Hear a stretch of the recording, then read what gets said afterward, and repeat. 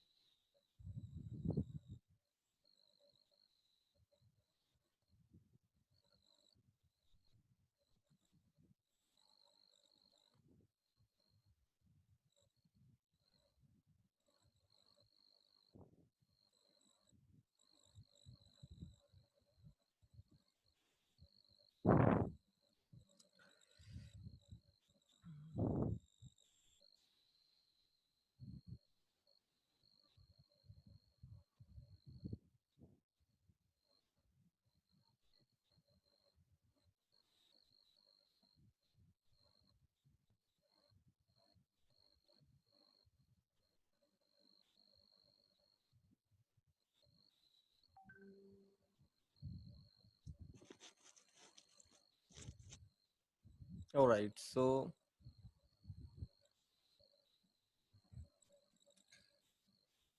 the writing process.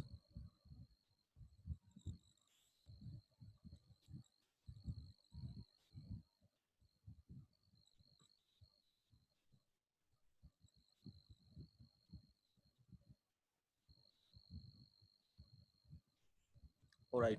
So writing is a major part of your daily work experience. On daily basis, you have to write something. For example, you are involved if you want to write an email, report writing, user manual, blogs, etc. ठीक है, आपको email लिखनी है, you have to send a text message to your friend or your teacher or your cousin, your whatever relation do you have. So you have to keep on sending them information in written form. ठीक है, यानी कि writing में आप involve रहते हैं हर वक्त, कोई ना कोई टेक्स्ट मैसेज होता रहता है, ठीक है, आप कुछ कमेंट करते हैं, ठीक है, तो वो आपकी आप हर वक्त ऑलमोस्ट राइटिंग में इन्वॉल्व होते हैं. So effective correspondence has an impact on the people around us. आपने you have to do correspondence, आपने लिखना ही लिखना है. But if your correspondence or if your writing or if your communication is effective, it will surely have a profound impact on the people around you. अगर अगर आप लिखते हैं और बड़ा अच्छा लिखते हैं, आपका राइटिंग स्टाइल है, आपकी एक स्पेसिफिक टोन है, स्टाइल है, इफेक्टिव राइटिंग आपने की है, उसका एक डीपर इम्पैक्ट होगा आपकी ऑडियंस के ऊपर. लोग जो आपके इर्द गिर्द होंगे, दे विल अप्रिशिएट यू कि आप बहुत अच्छा लिखते हैं. पोorly written correspondence wastes time and creates a negative image. ठीक है, और vice versa, if you have written a poor correspondence, आपने जो है ऐसी राइटिंग की है that is full of errors और उस वो इफेक्टिव नहीं है, तो क्या करेगी, it will waste your time, not only your precious time but also the time of the reader.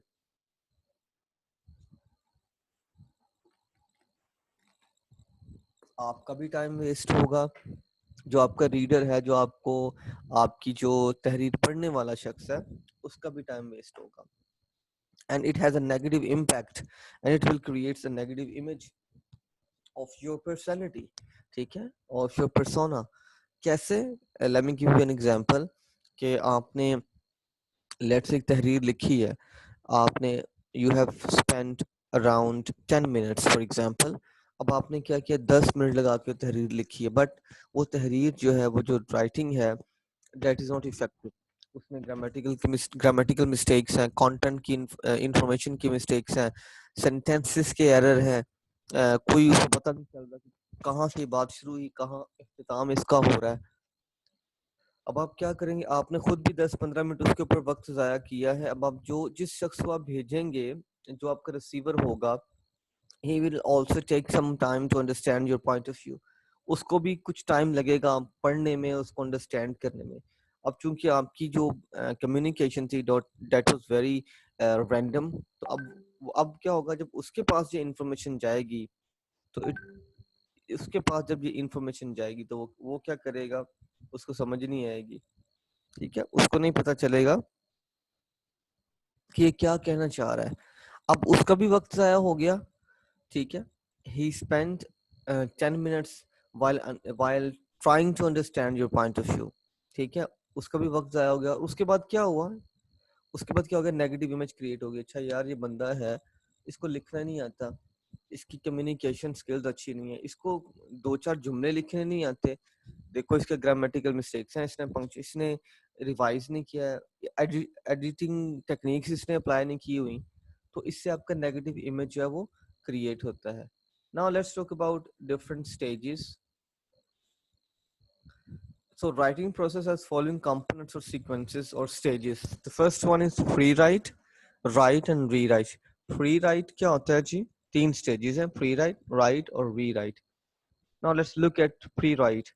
Pre-write यानी लिखने से पहले भी आपको लिखना पड़ता है।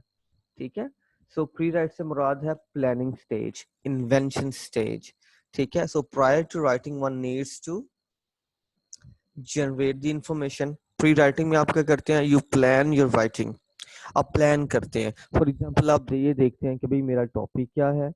ठीक है, what kind of information I need to incorporate in my essay और इन माय रिपोर्ट और इन माय असाइनमेंट। मुझे किस किस्म की इंफॉर्मेशन चाहिए, हु इज माय ऑडियंस। ठीक है, who is going to receive my writing, किसको मेरी ये राइटिंग मिलेगी, मेरा मेरा रीडर कौन है, ये जानने की जरूरत है। चूज द कम्युनिकेशन चैनल, और ये जो मैं लिख रहा हूँ ये मैं कैसे फॉरवर्ड करूंगा, पोस्ट करूंगा, ईमेल करूंगा, रिपोर्ट लिख के भेजूंगा, क्या करूंगा। ठीक है, या टेक्स्ट मैसेज कर दूंगा, व्हाट्सएप करूंगा। So what could be the possible channel for communication that piece of information. ठीक है, ये प्री राइटिंग होगी, यानी प्लानिंग से मुराद, प्री राइटिंग से मुराद है प्लानिंग, टोटल प्लानिंग। ठीक है, नेक्स्ट है right. So you draft document. अब आप क्या करते हैं, आप लिख लेते हैं जो आपने प्लान किया होता है, जो इन्फॉर्मेशन आपने जनरेट की होती है प्री राइटिंग स्टेज के ऊपर, अब आप उसको लिख लेते हैं। So you organise information to make it easy to understand. और आप लिखते हैं, सिर्फ रैंडम नहीं लिख लेते हैं। ठीक है, but you create a sequence, you organise your information. ठीक है, in an apple pie order, एक तरतीब, एक सीक्वेंस, एक लॉजिक के जरिए आप अपनी इंफॉर्मेशन को जोट डाउन करते हैं। ठीक है, and it should be reader friendly and easy access होनी चाहिए। रीडर आराम से उसको पढ़ने के बाद उसको समझ आ जाए कि लिखा क्या हुआ है। यदि तहरीर ऐसी हो कि वो उसका कुछ लिंक्स हो, कुछ लॉजिकल जो है ना वो उसके अंदर इंफॉर्मेशन हो, ताकि रीडर को प्रॉब्लम ना हो उसको अंडरस्टैंड करने में। ऑलराइट, नेक्स्ट आता है जी rewrite। अब आपने once you have written down the first draft, now it's time to rewrite the draft। एक दफा आपने लिख लिया है, अब आप क्या करें, उसको रीराइट करें। रीराइट से क्या मुराद है, आप एवेल्युएट करते हैं अपने पूरे असाइनमेंट को, टॉपिक को, ऐसे को। ठीक है, कि भाई अब मैंने जो लिख लिया है ये सही लिखा है, कोई ग्रामेटिकल मिस्टेक्स तो नहीं है, कोई इंफॉर्मेशन मिसिंग तो नहीं है, कोई इंपॉर्टेंट इंफॉर्मेशन रह तो नहीं कि अब मैं ऐड कर लूँ, कोई इररेलेवेंट इंफॉर्मेशन तो नहीं मैंने पुट कर दी हुई, कोई ऐसी चीज तो नहीं जो रेलिवेंट ही नहीं थी टॉपिक से, उसका कोई ताल्लुक नहीं और मैंने बयान कर दी, कोई मैंने जुमले कॉम्प्लेक्स सेंटेंसेस तो नहीं बनाए हुए। ठीक है, so you consider all these things. ठीक है, and you try to perfect your document. आप क्या करने की कोशिश करते हैं in rewriting stage, you want to perfect your document. आप चाहते हैं कि आपका डॉक्यूमेंट जो है वो बिल्कुल किसी किस्म की भी उसमें गलती ना हो, परफेक्ट हो जाए, बेहतरीन किस्म की तहरीर मेरी बन जाए, और तब जाके इफेक्टिव कॉरेस्पॉन्डेंस बनती है। Now let's look at these stages और sequences one by one in detail. हम इसको अब डिटेल में देखते हैं इन चीजों को। ठीक है, the first one is pre writing stage. The first stage और the first process is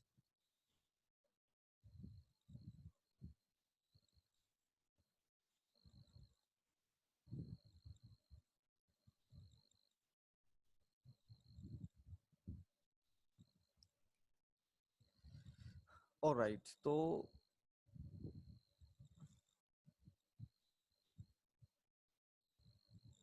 okay, the first stage of the process. अब होता क्या प्री राइटिंग में, अब एज इट्स नेम सजेस्ट के प्री से मुराद राइटिंग, प्री राइटिंग, प्री से मुराद है बिफोर, प्रायर टू समथिंग, यानी इससे पहले, राइटिंग से भी पहले आपको क्या करना है, ठीक है, you need to plan your communication. आपको प्लान करना है, ठीक है, प्लान करना। फॉर एग्जांपल आप प्लान करते हैं कि अच्छा यार मैंने एक ऐसे लिखना है, मेरे पास 1 आवर है, 15 मार्क्स हैं। अब मैंने 1 घंटे में कितना मैं लिखूं कि 15 15 मार्क्स का जो वो जस्टिफिकेशन भी हो सके, ठीक है, ये आप प्लान करते हैं।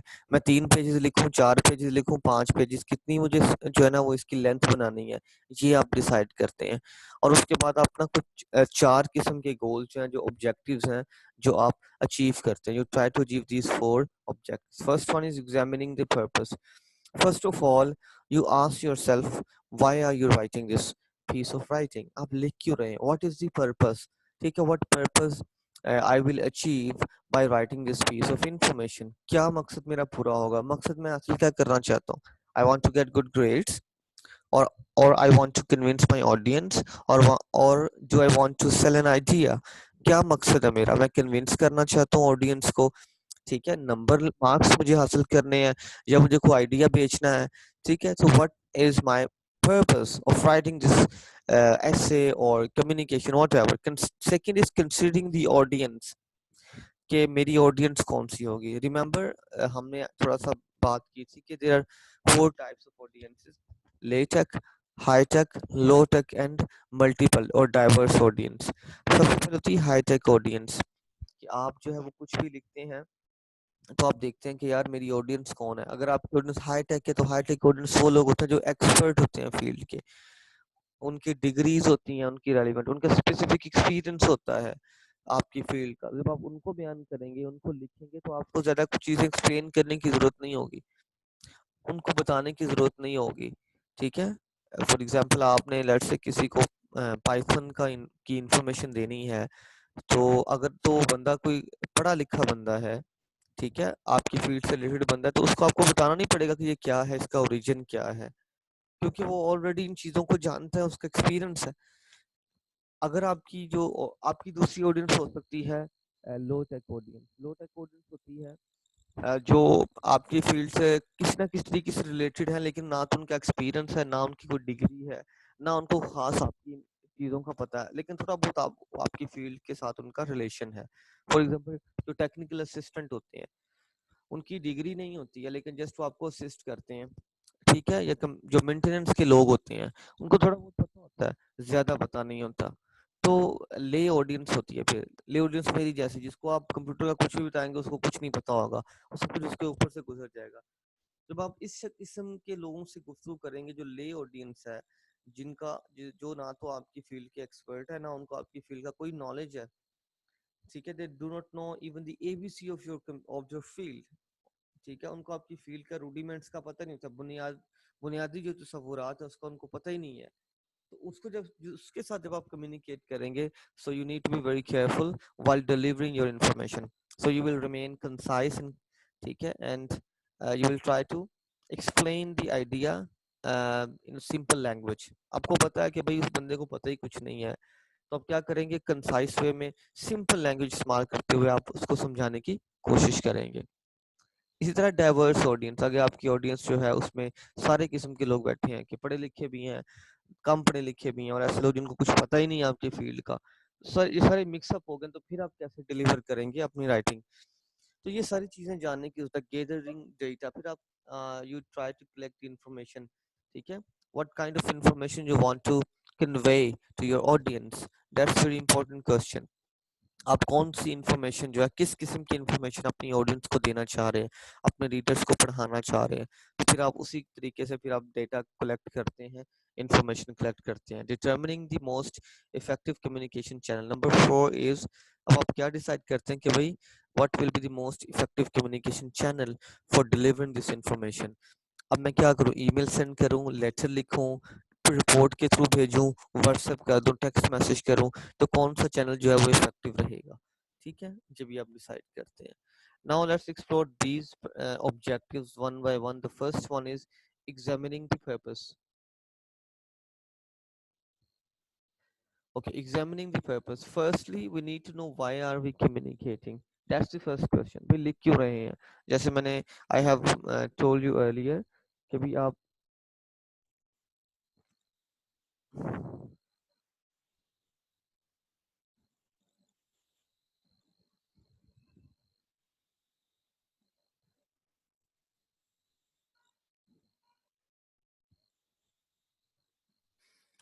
ऑलराइट सो आप क्या करते हैं, आप पहले डिसाइड करते हैं कि why are you communicating, purpose क्या है, ताकि आप जो भी लिखे वो पर्पस सर्व होना चाहिए। The purpose must be served. जो भी आपका मकसद जो अचीव करना चाहते हैं वो फिर आप राइटिंग में कन्विंस करते हैं, वो करते हैं ताकि आपका मकसद हासिल हो जाए।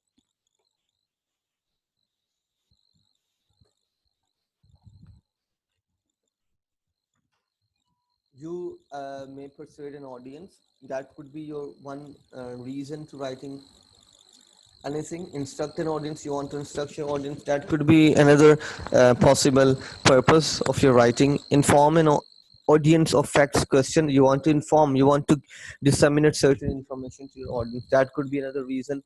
Build trust or rapport.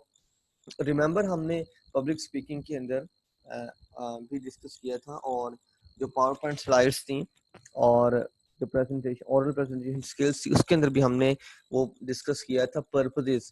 हमने उसको डिटेल में देखा था कि प्रेजेंटेशन के पर्पस क्या हो सकते हैं, तो 5 पर्पस थे, तो वो हमने डिस्कस किए थे।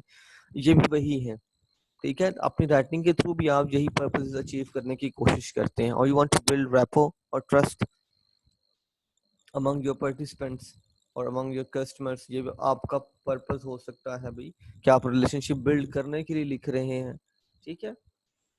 फॉर एग्जांपल आपने परसुएड करने के लिए आपने कोई लेट्स से कोई आपका आपने कोई प्रोडक्ट मैन्युफैक्चर की है या आपका कोई स्टॉक है, आप उसको सेल करना चाह रहे हैं, सेल करना चाह रहे हैं। आप क्या करते हैं, थ्रू योर राइटिंग आप जो है उस प्रोडक्ट की खूबियां बयान करेंगे, ठीक है, और उस ऑडियंस को कन्विंस करने की कोशिश करेंगे कि वो they should by your product. आप इंस्ट्रक्ट एन ऑडियंस, जैसे ये कोरोना वायरस आता है तो WHO वालों की टीम आती है, तो वो आपको इंस्ट्रक्ट करती है कि भाई आपने अपने अपने हाथों को 20 सेकंड के लिए धोना है, बार बार धोएं, मास्क पहन के बाहर निकलें, ठीक है, और जो है वो सोशल डिस्टेंसिंग का ख्याल करें। ये क्या इंस्ट्रक्शंस दी जा रही हैं, ठीक है।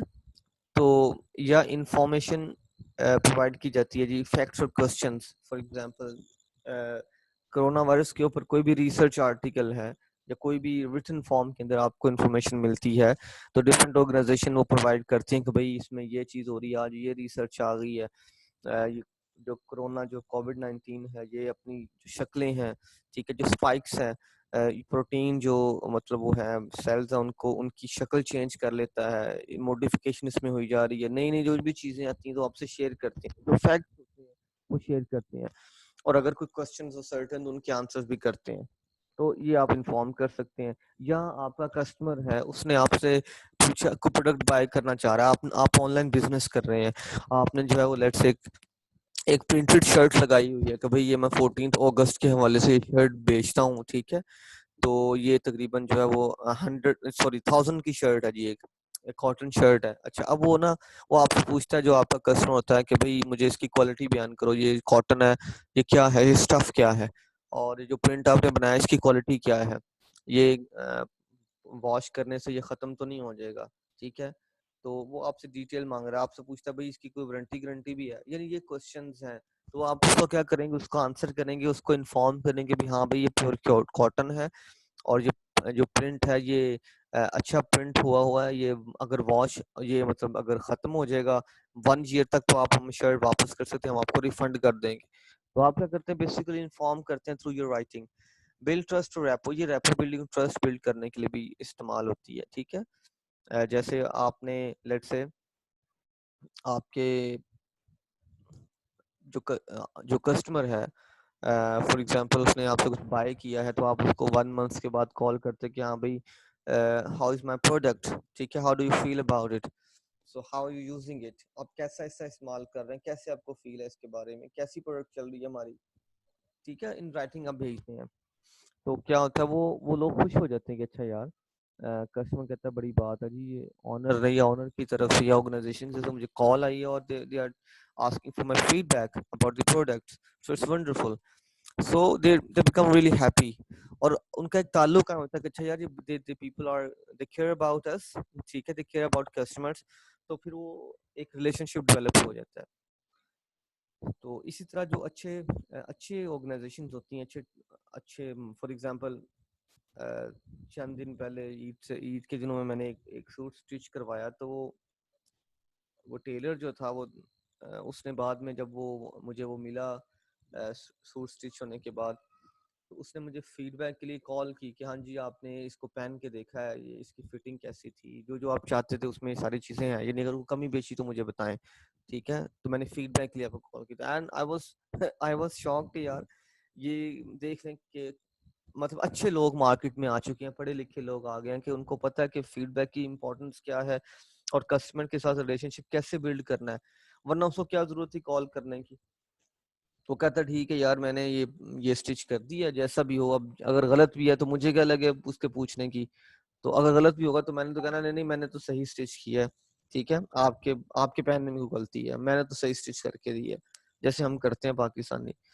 तो वो ऐसा नहीं था, ठीक है। तो बेसिकली उसने क्या किया, he tried to build rapport and trust, उसने एक रिलेशनशिप बनाने की कोशिश की कि ये कस्टमर जो है वो अब दोबारा भी मेरे पास आए, ठीक है। जैसे मैं आपसे इन्फॉर्मेशन शेयर कर रहा हूँ कि यार मुझे कॉल रिसीव हुई है फीडबैक के लिए, तो मैं ये जाहिर बात है ये इन्फॉर्मेशन दोस्तों को भी बताऊंगा, यार फलां टेलर है, ठीक है, बड़ा प्रोफेशनल है, इस तरह करके उसने कॉल की फीडबैक के लिए, और यार सूट उसने बड़ा स्टिच अच्छा किया है। तो ये क्या होता है, मैं उसकी रेपो, मैंने भी उसकी रेपो बिल्डिंग कर दी, मैंने उसकी एडवर्टीजमेंट कर दी है, मैं इश्तिहार जो है ना उसका हो गया हूँ कि मैंने ही उसको एडवर्टाइज कर दिया है, ठीक है। तो ये अच्छी ऑर्गेनाइजेशन जो है वो इस तरह जो है वो चलती है। और नेक्स्ट आता है, आर यू इंटरनली मोटिवेटेड और एक्सटर्नली मोटिवेटेड। समटाइम ये होता है कि आप खुद से अपनी मर्जी से जो है ना वो लिख रहे होते हैं, राइटिंग कर रहे होते हैं, इसे हम कहते हैं इंटरनली मोटिवेटेड। और सम टाइम होता है कोई हमें फोर्स करता है, हमारा बॉस कहता है हमसे कि भाई ये एप्लीकेशन लिखो या ये स्टेटस रिपोर्ट मुझे लिख के बना के मुझे जो है वो मुझे रिपोर्ट करो। तो ये क्या है, ये एक्सटर्नली मोटिवेटेड, आप खुद से नहीं चाह रहे थे या आपने खुद से नहीं किया, बल्कि आपके बॉस ने आपको फोर्स किया है। तो ये भी पर्पस हो सकता है, भाई आप इंटरनली मोटिवेटेड है, ये पर्पस एक्सटर्नली मोटिवेटेड है। Okay, now let's talk about external motivation. if someone else has requested the correspondence, that is external motivation। अगर किसी ने आपसे रिक्वेस्ट की है, कोई सर्टेन इंफॉर्मेशन मांगी है, ठीक है, तो वो एक्सटर्नल मोटिवेशन होगी। For example your boss has asked you to write a monthly status report, आपके बॉस ने कहा कि मंथली जो स्टेटस रिपोर्ट है वो लिखें। A customer needs certain information of your product, एक कस्टमर है, उसको सर्टेन इंफॉर्मेशन चाहिए प्रोडक्ट की, वो आपसे कहता है कि भाई ये जो प्रोडक्ट है ये इसका स्टफ क्या है, ठीक है, ये जो है वो वॉशेबल है या नहीं है, ये कैसा है, ये क्या चीज़ है, इसकी गारंटी या वारंटी क्या है, सारी इंफॉर्मेशन आपसे लेता है। इसकी कॉस्ट क्या है, रिफंड कैसे करते हैं, अगर आपको लेट से मुझे पसंद नहीं है या आपका प्रोडक्ट जल्दी खराब होता है 1 ईयर से पहले पहले, तो आप रिफंड कैसे करते हैं, कोई पॉलिसी है आपकी, वो पॉलिसी क्या है। तो ये सारी क्या एक्सटर्नल मोटिवेशन है, बाहर वाला आपको मोटिवेट कर रहा है कि टू राइट समथिंग। नेक्स्ट आ जाता है जी internal motivation। So if you have decided to write on your own accord, then your motivation is internal motivation। आपने खुद से ही फैसला किया है, आपने खुद ही चाहा है कि आप कम्युनिकेट करें, ठीक है, तो किसी ने आपको फोर्स नहीं किया, कोई आउटसाइड फैक्टर इन्वॉल्व नहीं था, that is internal motivation. For example you need to know your responsibility to perform your job effectively, so you write a letter of inquiry। आपको कोई चीज ऑपरेट करनी नहीं आ रही, आपको प्रोसीजर की समझ नहीं है, आप कहीं पे गए हैं, you are new in the system and you do not know how to function and how to work, आपको नहीं पता, तो आप क्या करते हैं, आप राइटिंग में इन ब्लैक एंड व्हाइट आप सर्टेन इन्फॉर्मेशन जो है इंक्वायर करते हैं, पूछते हैं कि भाई ये चीजें मुझे नहीं पता, मुझे करंटली इनकी इन्फॉर्मेशन चाहिए। For example calling a meeting and setting an agenda, आप एक मीटिंग कॉल करते हैं खुद से ही, ठीक है, आप लिख के भेजते हैं कि भाई इस दिन मीटिंग है, ये लोग जो है ना इनको ये प्रेजेंट होंगे, और इस टाइम शुरू होगी, इस टाइम खत्म होगी, ये सारी चीजें हम लिख के भेज देते हैं। तो आप खुद से मीटिंग करते हैं, you call a meeting to discuss a problem. कोई प्रॉब्लम आ गई है, कोई लड़ाई हो गई है, कोई कोई भी कोई फाइनेंशियल इशू चल चल पड़ा है, कोई जो है ना वो फायर करना किसी स्टाफ को, whatever, कोई भी रीजन हो सकती है। So for that reason you are convening a meeting. So उस मीटिंग में आप क्या कर रहे हैं, वो मीटिंग आप कॉल कर रहे हैं खुद से ही, इंटरनली मोटिवेटेड है। अब आपने क्या कर लिया, पर्पस एग्जामिन कर लिया हमने। अब हम एग्जामिन करते हैं, एग्जामिन योर ऑडियंस, कि हमारी ऑडियंस कौन सी है। सो व्हाट यू से एंड हाउ यू से is determined by your audience. आप क्या कहते हैं और कैसे कहते हैं, ये आपकी ऑडियंस बताएगी आपको। मतलब क्या है इसका, फॉर एग्जांपल आपने कोई इन्फॉर्मेशन देनी है, कैसे इन्फॉर्मेशन देनी है और क्या इन्फॉर्मेशन देनी है, ये डिपेंड करता है कि रिसीवर कौन है, ऑडियंस कौन है। अगर आपका बॉस होगा ना, तो आप क्या कहना चाहते हैं और जो तरीकाकार इख्तियार करना चाहते हैं वो टोटली डिफरेंट होगा as compare to the person who is your friend. आप एक दोस्त को कम्युनिकेट करना चाहते हैं, लिखना कुछ चाह रहे हैं, तो फिर आप क्या लिखेंगे और कैसे लिखेंगे वो बदल जाएगा। पहले केस में, in first case, in first scenario, you will be more formal, and on the other hand in the second case you will be less formal, you will be informal। दोस्त के साथ जब कम्युनिकेट करेंगे तो informal रहेंगे, कोई tension नहीं होगी कि यार दोस्त है। बॉस होगा, बड़ा बॉस है, उसके साथ कम्युनिकेट करेंगे, so you will try to follow certain rules in order to avoid any offense। किसी भी कोई भी नागवार सिचुएशन से बचने के लिए आप क्या करेंगे, आप बड़ा अच्छा लिखेंगे, फॉर्मल होके लिखेंगे। So you are writing up to management, down to subordinates और कोवर्कर्स। या तो अपने मैनेजमेंट को लिख रहे होते हैं, सबऑर्डिनेट्स कोलीग्स को लिख रहे होते हैं, मतहतों को लिख रहे होते हैं, या अपने कोलीग्स को, कोवर्कर्स को लिख रहे होते हैं, जिनको भी आप लिखते हैं, ठीक है। तो आपको एक सर्टेन अंदाज अपनाना पड़ता है सबको। तो ऑडियंस डिफाइन करती है कि आप क्या लिखेंगे और कैसे लिखेंगे। You will not write the same way as you would write your boss. अगर आप अपने फ्रेंड को लिख रहे हैं तो आप उस तरह लिखेंगे जिस तरह आप अपने बॉस को लिखते हैं। Consider issues of diversity and context while writing. Try to find out the background or context of the person or the receiver or the audience. उनको जानने की कोशिश करें कि भाई वो लोग कौन है, ठीक है, उनका लैंग्वेज बैकग्राउंड क्या है, कितनी प्रोफिशिएंसी है, उनका एजुकेशनल बैकग्राउंड क्या है, उनकी लैंग्वेज क्या है, ठीक है। Would they understand my English language, और they only understand Urdu language, और दे ओनली नो पंजाबी। सिर्फ पंजाबी उनको आती है या इंग्लिश लैंग्वेज वो जान सकते हैं कि नहीं जान सकते। मैंने इंग्लिश में लिख दिया, उनको इंग्लिश आती नहीं है। सो आपको ये इश्यूज भी देखने की जरूरत है। नेक्स्ट आता है जी, जनरेटिंग द डेटा और इंफॉर्मेशन। तीसरा जो पर्पस है, ऑब्जेक्टिव जो है वो हमारा, उसके बाद क्या होता है, अपनी राइटिंग में हम इंफॉर्मेशन गैदर करते हैं। हम क्या करते हैं, once we know the purpose and audience, next step is to deciding what to say. अब हम ये फैसला करते हैं यार अब कहना क्या है, लिखना क्या है, ठीक है। What kind of information I would like to convey, किस किस्म की इंफॉर्मेशन मैं कन्वे करना चाहता हूँ। So there are many ways to gather data. अब डेटा गैदर करने के ना कुछ तरीके हैं। पहला मेथड है answers the reporters questions, brainstorming, mind mapping, outlining, researching. ये 5 तरीके हैं जो जर्सन ने मेंशन किए हैं।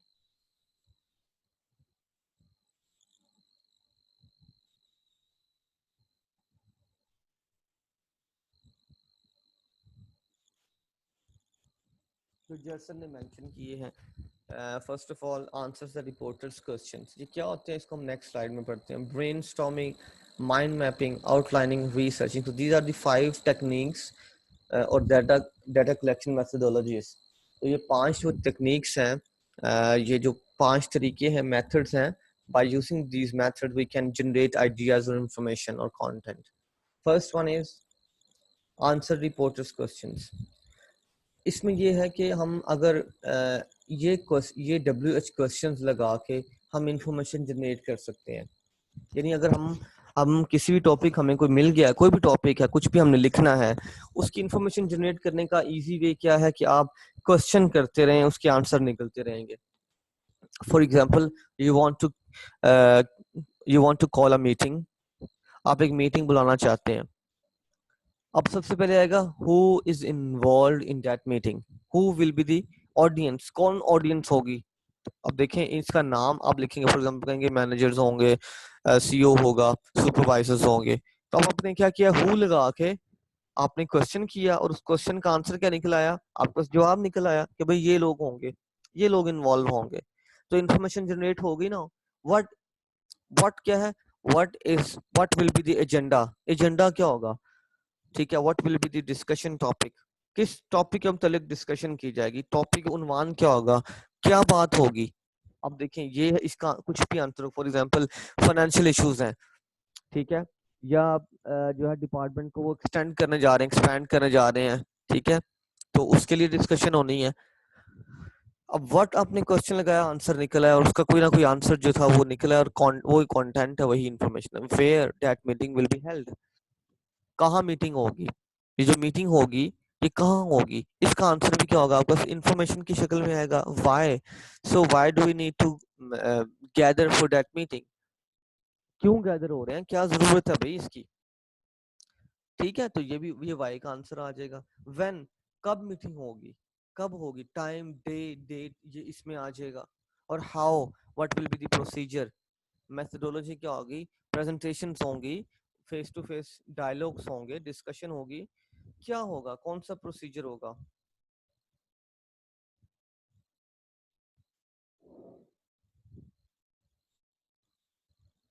ठीक है।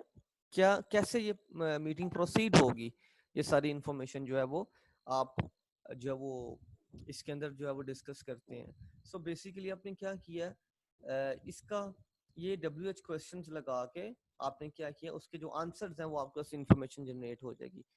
Same is the case with essay writing, you can apply these reporters question technique with questions, with essay writing, with application, whatever, ठीक है, आप उसके साथ भी इन्वॉल्व कर सकते हैं, ठीक है। brainstorming, brainstorming is randomly generation of ideas. So you are given or assigned a topic, so whatever comes into your mind you write down it। एक टॉपिक के मतलब आपके बारे में जो भी आपके पास इंफॉर्मेशन आती है ना, जो भी आपके दिमाग में पहली उस बारे में चीज आ रही है वो आप लिख लेते हैं। फॉर एग्जांपल टॉपिक है जी आर्टिफिशियल इंटेलिजेंस, आर्टिफिशियल इंटेलिजेंस ये टॉपिक आपको दिया गया है, and you have to write down specific information about it. अब आप क्या करते हैं, आपने क्या किया, जैसे ही लफ्ज आपके जहन में आया आपने लिखना शुरू कर दिया। अच्छा, आर्टिफिशियल इंटेलिजेंस से मुराद रोबोट्स हैं, ठीक है, आर्टिफिशियल इंटेलिजेंस मोबाइल फोन में इस्तेमाल होती है। आर्टिफिशियल इंटेलिजेंस जो इसका ओरिजिन क्या होगा, डेफिनेशन क्या होगी। अब देखें जो भी चीजें आपके जहन में आती जा रही हैं हम उसको लिखते रहे, लिखते जा रहे हैं, लिखते जा रहे हैं। अब आपने क्या किया, 15 से 20 पॉइंट्स आपने लिख लिए जो इससे रिलेटेड थे, जो भी आपके जहन में दिमाग में आया उस टॉपिक को सोच के आपने लिख लिया। Now pick and choose those ideas according to the requirement of the topic. अब आप क्या करें, पिक एंड चूज चूज करें, कुछ टॉप चीजें ले लें जो रेलिवेंट है, जो इररेलेवेंट थी जो सोच तो आपके जहन में आगे से देख लें, आपने बाद में पता चला आपको कि ये तो इररेलेवेंट है, उसको छोड़ दें। और उसके बाद क्या करें, ऑर्गेनाइज दोस आइडियाज, क्या करें, उनकी नंबरिंग कर दें, उनको सीक्वेंस में ले आए, क्या आप लिखें उनके आइडियाज के साथ। लेट्स से 15 आइडियाज थे, अब आपके पास रह गए हैं 10, जब आप उनको पिक एंड चूज किए 10 रह गए हैं। अब 10 में से पहला आइडिया कौन सा होगा ये लिख लें, नंबर 1 लिख लें। सेकंड आइडिया कौन सा आपका होगा जो आप दूसरे नंबर पे एक्सप्लेन करेंगे लिखेंगे, वो लिख लें, सेकंड वहां लिख लें 2 नंबर। 3 जो है ना वो मार्क कर दे जहाँ पे आपका तीसरा आइडिया लिखेंगे आप, सो एंड सो फॉर आप 10 तक ले हैं, तो ऑर्गेनाइज करें उसको। माइंड मैपिंग, माइंड मैपिंग हमने स्टडी स्किल्स में पढ़ लिया हुआ है, ठीक है। That's a graphical representation of the ideas, ठीक है, कि आप एक इमेज बना लेते हैं और एक ट्री बना लेते हैं, उसकी फिर आप ब्रांचेस बना देते हैं, उसमें आप आइडियाज को एक्सपैंड करते रहते हैं। ये आप इसको ये हमने पढ़ा हुआ है, इसको इसलिए मैं यहाँ पे दोबारा से इंफॉर्मेशन को ऐड नहीं किया। तो आप स्टडी स्किल्स में जाके इस टॉपिक को दोबारा से देख लीजिएगा ताकि वो रिफ्रेश हो जाए।